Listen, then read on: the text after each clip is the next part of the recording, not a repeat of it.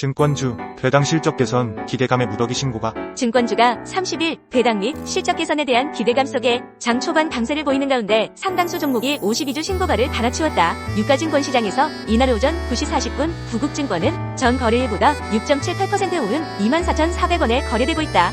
주가는 개장 직후 전장보다 9.85% 상승한 21,100원까지 오르며 52주 신고가를 기록했다. 최근 다사주 1,050만 주 추가 매입을 결정한 미래에셋증권도 같은 시각 전날보다 2.99% 오른 7,930원에 거래 중이며 장 초반 7,980원까지 올라 역시 52주 신고가를 갈아치웠다. 그 밖에 신영증권과 대신증권도 이날 장 초반 52주 신고가를 새로 쓴 상태다. 키움증권, 삼성증권, NH투자증권 등도 전날보다 상승세를 나타내고 있다. 최근까지 증권주는 부동산 프로젝트 파이낸싱, 충당금 반영에 따른 지난 4분기 실적에 대한 우려 등으로 주가가 부진했었다. 그러나 악재가 주가에 어느 정도 반영되자 배당 절차 변경에 따른 더블 배당 및 자사주 매입 등에 따른 주주 환원 기대감, 올해 실적 개선 가능성 등이 부각돼 매수세가 유입되는 것으로 보인다. 실적 개선 기대감도 주가 상승에 항목하는 것으로 보인다. 우도영 IDK 투자증권 연구원은 올해 1분기 증권업종은 전통, 기업금융, 사업, 부문의 실적 개선이 전망되고 지난해 보수적 비용의 기존 효과까지 더해 양호한 실적이 나타날 것으로 내다봤다. 하나증권은 30일 정부가 추진하는 기업 밸류어 프로그램과 관련해 유통 분야의 저평가 매력이 부각되며 투자 심리가 자극될 것이라고 분석했다. 서현정 연구원은 유통은 대부분 오프라인 판매업체들이다 보니 이용 자산 규모는 크지 않지만 구조적으로 밸류에이션 상단이 제한적인 산업인 만큼 저평가 받아왔다고 설명했다. 이어 최근 매크로 불확실성 확대, 가계 소비 여력 축소에 따라 주가 낙폭도 컸기 때문에 유통업 평균 PBR이 0.6배를 기록하는 등 PBR이 매력적인 수준으로 하락하기도 했다고 전했다. 서 연구원은 유통업이 추세적인 주가 상승에 기대하긴 어려워도 전반적으로 주가가 낮게 떨어져 있고 정부의 정책 방향성에 부합한다는 점에서 섹터의 투자 심리가 우려감에서 기대감으로 전환되며 저평가 매력이 부각될 것이라고 예상했다. 특히 주주 환원 관점에서는 현대홈쇼핑과 현대백화점의 밸류에이션 관점에서는 이마트와 롯데쇼핑에 주목할 것을 조언했다. 서 연구원은 현대홈쇼핑은 높은 현금 창출 능력에 기반한 배당 확대 여력이 크고 현대백화점은 지주회사 체제 전환 이후 적극적인 주주 환원 정책이 예상된다고 분석했다.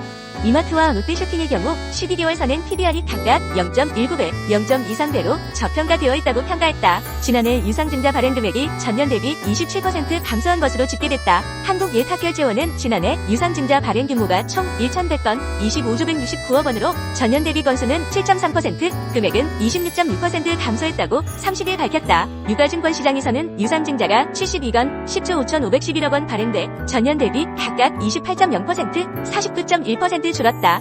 코스닥 시장에서는 유상증자가 282건, 4조 4,206억 원 발행돼 각각 29.1%, 47.2% 감소했다. 코넥스 시장에서는 64건, 1,876억 원, 비상장 시장에서는 682건, 9조 8,575억 원 발행됐다. 유상증자 금액 규모가 가장 컸던 회사는 하나오션이며 다음으로 롯데케미칼, SK이노베이션 순이었다. 무상증자 발행 규모는 총 115건, 17억 6,569만 주였다. 전년 대비 건수는 45.0%, 주식수는 12.9% 감소했다. 유가증권 시장에서 17건, 코스닥 시장 61건, 코넥스 시장 2건, 비상장 시장 35건이 발행됐다. 무상증자 금액 규모가 가장 컸던 회사는 루닛이었다. 삼성증권은 패밀리오피스 전담 지점인 SNI 패밀리오피스 센터를 강남구 테헤란로 강남 파이낸스 센터를 정식 오픈한다고 30일 밝혔다. SNI 패밀리오피스 센터는 2020년 삼성증권이 서비스를 시작한 패밀리오피스에 특화된 지점으로 운영된다. 경력 약 14년의 노련한 프라이빗 뱅커들로 구성된 2개 지점이 동시에 오픈한다. 삼성증권은 초고액자 상가 중 1천억 원 이상의 자산을 보유한 고객을 대상으로 패밀리오피스 서비스를 제공하고 있다. 현재 80개 가문, 예탁자산 20조 원 규모로 성장했으며 가문별 평균 예탁자산은 2,500억 원에 달한다. SNI 패밀리오피스 센터는 패밀리오피스 전용 상품으로 차별화할 방침이다.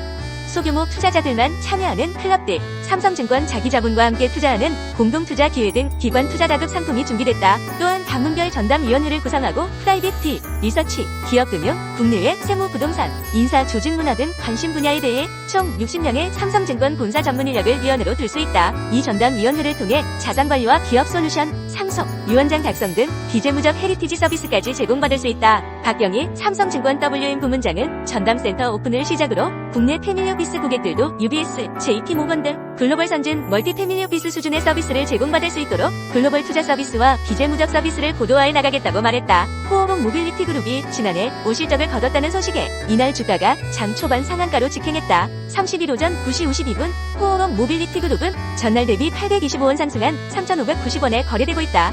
우선주인 호응업 모빌리티 그룹도 전날 대비 1,730원 오른 7,520원에 사고 팔리고 있다. 전날 호응업 모빌리티 그룹은 잠정 실적 공시를 통해 지난해 매출 2조 4,030억 원, 영업이익 450억 원을 기록했다고 밝혔다.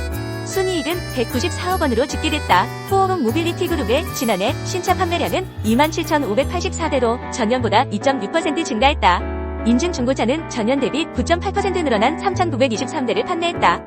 고급 오디오 판매 실적도 최대 매출을 올렸다. 지난해 1월 출범한 호응업 모빌리티 그룹은 BMW, 롤스로이스, 아우디, 볼보 등 프리미엄 수입 신차 판매, 국내 최대 규모의 사후관리 정비사업, 인증 중고차 판매, 시승 플랫폼 바로그차, 프리미엄 오디오 판매 사업을 영위하는 기업이다. 한국투자신탁은용의 러시아 주식투자 상장지수 펀드, 상품의 상장 폐지 시점이 올해 연말로 또 한 차례 연기됐다. 한두은용은 30일 보도자료를 통해 에이스 러시아 마스2 ETF의 상장 폐지 효력 발생일을 한 차례 더 연기해 올해 12월 31일 이후 상장 폐지 효력이 발생할 예정이라고 밝혔다. 애초 이 상품은 모건 스탠리 캐피털 인터내셔널이 산출하는 러시아 관련 지수를 기초지수로 삼아왔다. 그러나 우크라이나 전쟁을 계기로 러시아 주식시장 리스크가 확대되자 마스2가 해당 지수의 산출을 작년 3월부터 중단하면서 같은 달 2일 해당 상품에 대해서도 상장 폐지가 결정됐다.